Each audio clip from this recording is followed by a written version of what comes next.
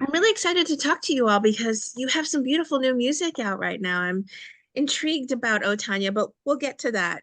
For now, Elizabeth, how do you guys tend to describe your music? Is it indie? Is it rock? Is it a little bit of both? Yeah, I tend to lean towards pop with a dark humor undertone, or I'll say like it's pop music with some dark humor mixed in. I think setting the expectation early that things get a little bit wacky is kind of key, but at the end of the day, it's catchy and you can dance to it. Dick, I'm curious, who are some of the musical artists that you listened to when you were growing up? Oh my God. Well, I was, I guess, like in my formative years when music became like massively important to me. It was like I really loved Peter Gabriel and Kate Bush and Elvis Costello and XTC. Um, and it's weird because those people are so influential and you can hear it in our music. But I of course, there's another end where you cannot hear it at all in our music. I think it's in there, but it probably wouldn't be noticeable to most people. But like Marvin Gaye and Aretha Franklin and Stevie Wonder, Curtis Mayfield, Bobby Womack, Sly Stone, that's that sort of end of things. So like a lot of soul.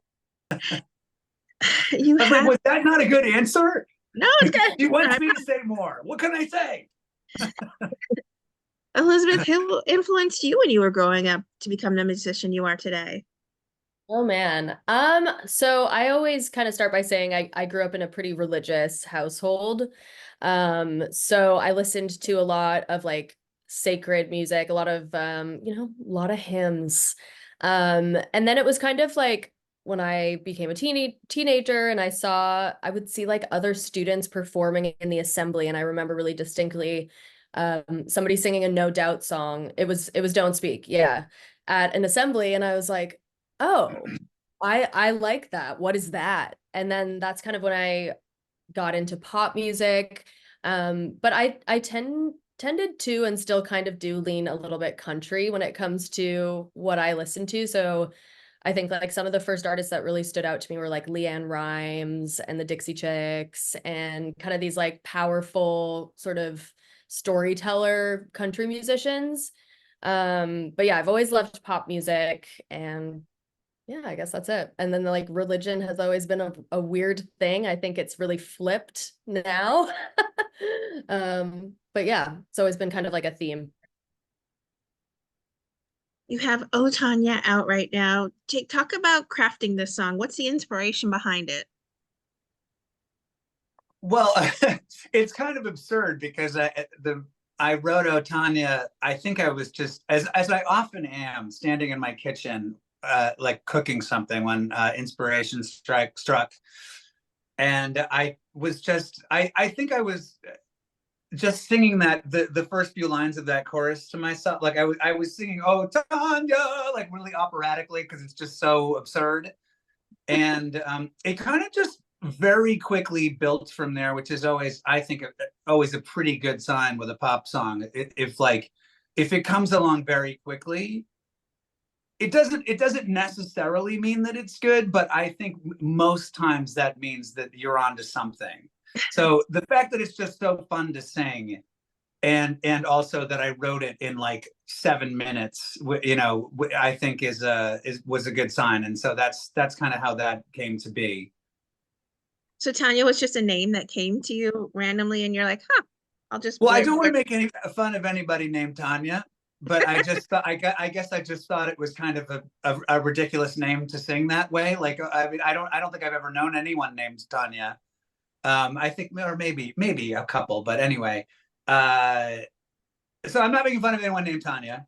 I don't want to offend all the Tanyas out there, but it just seemed like a very funny name to sing that way. I mean, anybody's name would probably sound ridiculous. I mean, oh Jacob, like if it said my own name, it's ridiculous. Um, yeah, but yes, that's why I just thought it was funny. Elizabeth, what was your first reaction when you heard Oh Tanya? I'm trying to remember. So a lot of the times in kind of Jake's process, he'll send me kind of samples of things or little tastes of things before they're fully developed. So I'm trying to remember what segment you sent me first. It was probably just Oh, I oh think you heard it in the when we were shooting. We a lot yeah. of times I play songs for Elizabeth when we're in the middle of a shoot. I'll be like, this is what we're doing next. Like I usually like to make sure she likes it in the run up to the shoot, like the week before the shoot. I'll try to send her most of the stuff that we're doing. Sometimes there's no time. Sometimes I've written the song like earlier that day and I played it for her in the shoot. I don't remember what your reaction Yeah. was. You I don't probably think thought it was absolutely fucking ridiculous, I and you just were right. don't remember if the verses were part of it yet the first time that I heard it. But I remember being like, this sounds fun to sing, which it is. Because Yeah. it kind of just lets you go on this little like vibrato roller coaster. You really can just like open up and kind of be exaggerated and dramatic. And that's actually what we're going for. So it's a lot Sure. of fun. Like yeah, upon hearing it, you can't hear it and not try to mimic it, which is usually a good sign. Like many times what Elizabeth, I think in this case, probably lip synced to the song before she actually sang it. So I don't even know what that does for our process, but I imagine there's something there. Like when you lip sync a song before you actually sing an original song, your own song, before you actually sing it, I have to imagine that somehow informs the way that you end up singing it. True. Well, that is leads to my next question, which is how many people have sent you their own versions of O Tanya?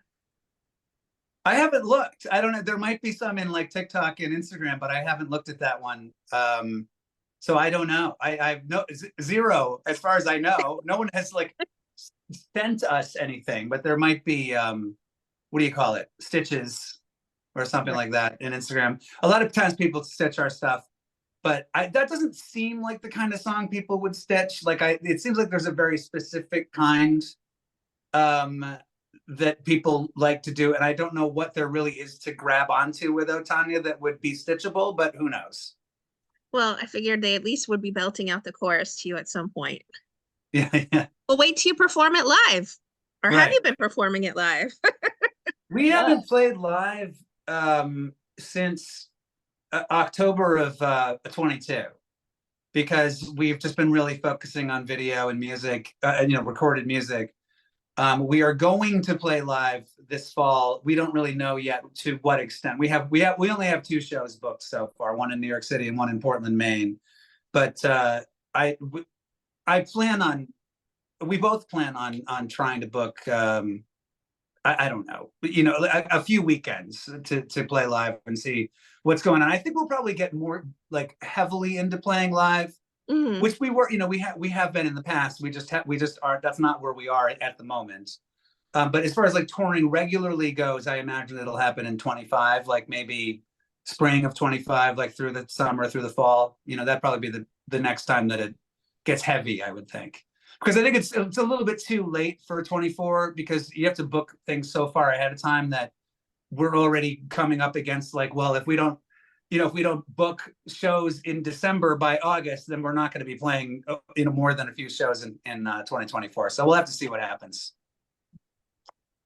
With this song out now, is this maybe a prelude to an EP or a full album, or are you guys back in the studio working just solely on some new songs for the time being? Well, I like releasing singles these days, especially like because I don't really think that the albums have the same potential to be listened to. In other words, I don't think that people often listen to entire albums. I know that a lot of people probably do, but as far as like the return on the investment of my time, I think people are much less likely to listen. Like, here's our new single. Like, go listen to this single. They'll listen to the whole thing. Whereas, like, let me make a 45-minute album just so that 90% of the people that listen to the first 11 minutes of it. So I, Especially I tend to like singles, but we are, I think, probably slowly making our way up to releasing another album, maybe in the fall. We have another single coming out on June. I don't know when this is going to air, but we have a single coming out on June 28th called I Am Bleeding Internally, which might already be out by the time this airs. I don't know. No, it won't be out before then. Oh, okay. yeah. Yeah. This is a great teaser. along So we that. have a brand new single then, and it's called "I'm Bleeding Eternally." There you go. Yeah, streaming Um, every. shut up. Sorry. What do you want to talk to? No, Or that's fine. That's fine. I was just gonna say, especially when you're dealing with like our audience is very new for the most part. Like it's been kind of that thing of like a couple things took off. So a lot of people are hearing us for the very first time right now.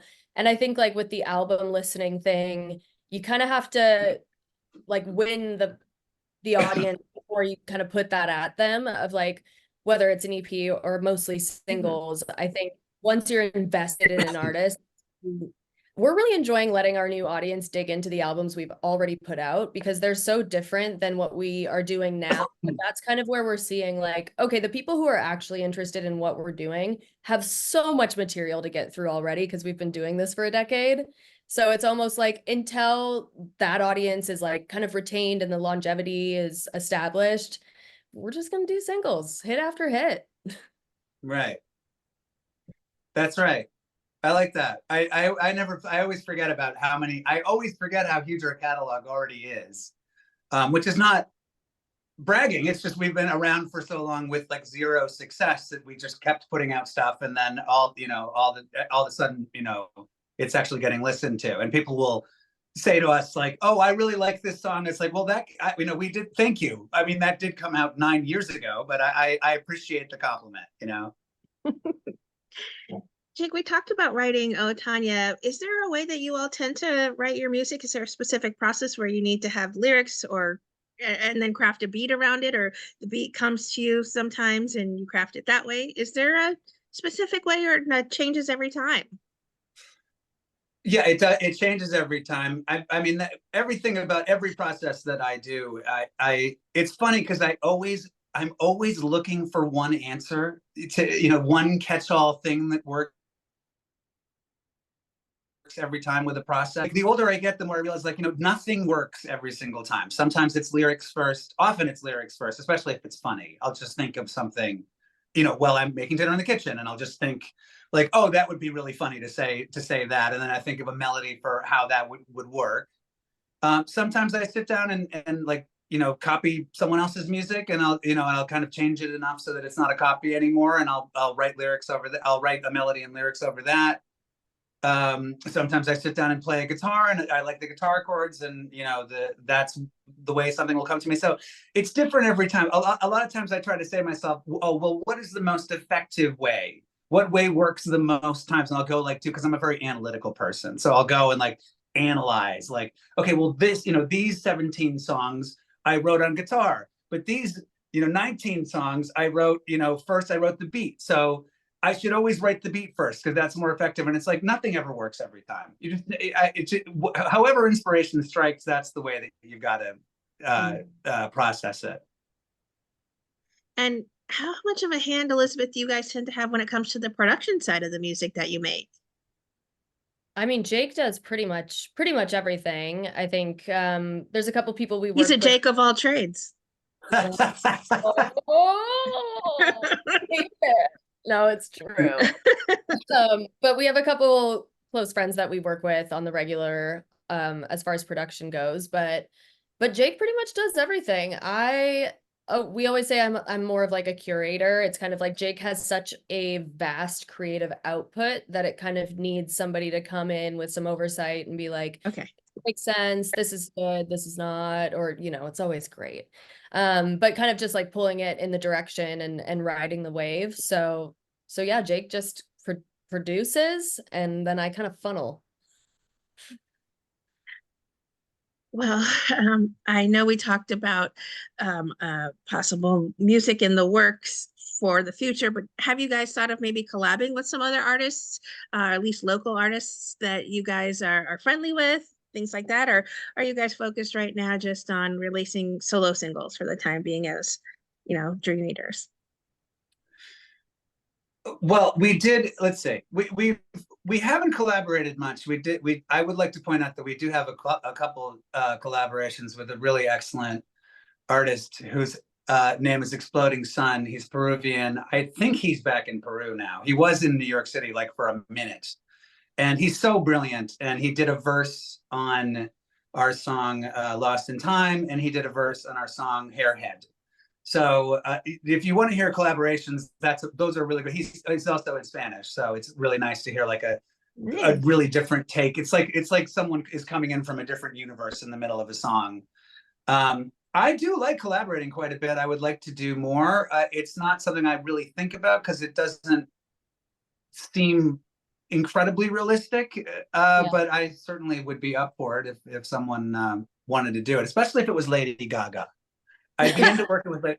I honestly think we could do some absolutely ridiculous things with Lady Gaga. So if anyone out there knows Lady Gaga, hook Manifest. her up with us. I mean, honestly, probably more than we know. Like the way that was playing clubs around New York City, like not really that long ago at the end of the day, I'm sure.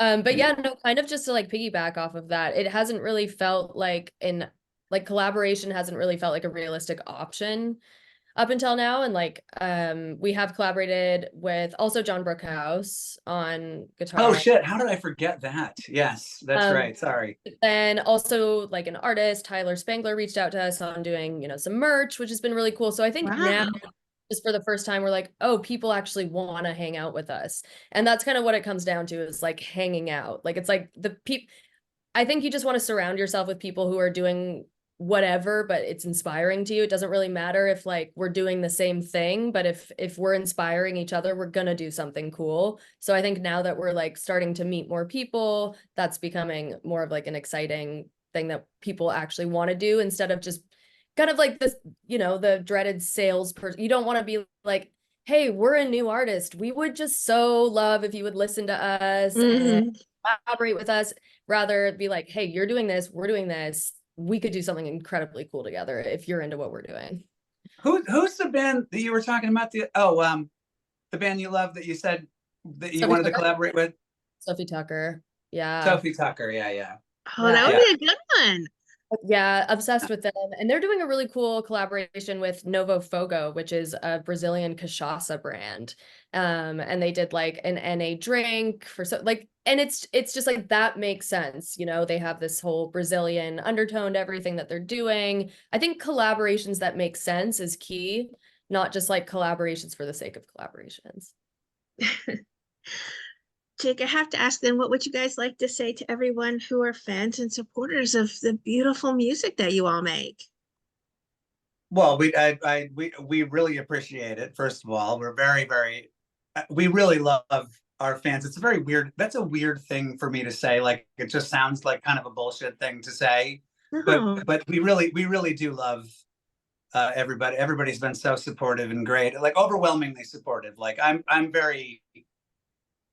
a person that is I'm a cynical person, and I'm even cynical about myself. So I a lot of times I don't really, I'm second guessing myself much more than other people. A lot of other people out there have really given us so much love that it's taken a little bit of the edge off my cynicism, I would say. So there's that. And I would also say, we, in these weird, crazy times, we have a album on Bandcamp that is just ringtones. And so if you want some ringtones, and half of the money goes to Amnesty International. So that's a really good way to support us and a good cause. So yeah.